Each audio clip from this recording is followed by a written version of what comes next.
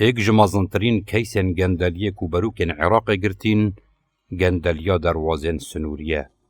هر جسال 2003 و هتانو که کتین جرد سراتا میلیشیات و چکدارن سر به حزب دستارات دار و گندلیا دوان دروازه آن ده تکرن بوی صدما لاوازبون دولت جهر دورین ایداری و دارایی و دولت هیچ بیگه و دستالاتا که فرمی لوان دروازه نما بو.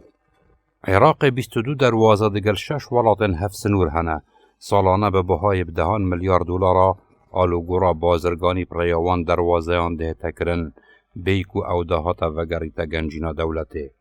اوش بلی بازرگانیا قچاق و درواز کرنا کلو پلن به کوالیتی و خواردمانین اکسپایر کو بوین جدر نخوشی و دردسریان بوگل عراق بکشتی.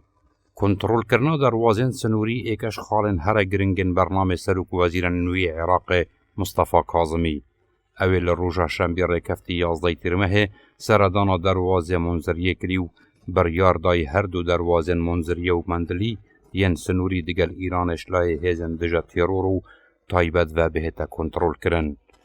و کاظمی دی پیوه که دادو پاتگر و دستالاتا دولت دلگش دروازه آن هتا سپاندن. ایدی پاره و دهات وان دروازه آن ناچیتت بریکا دزو گندلان دا.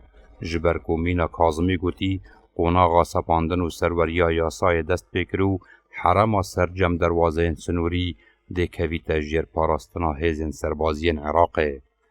دوی قوناغه دا اگر حکومت عراق پینگاون رجد نهاوی جیتن بو کنترول کرنا سرجم دروازه سنوری دیسان ده ایرادا دولت الکدار بیتن. دیسان ده میلیشیات سربلاین سیاسی و وان دروازهان وکو جیدرک بو حیث خستنا خو بکار اینن. لگوری دستور عراق جی دروازین سنوری پیگهن سیادینه.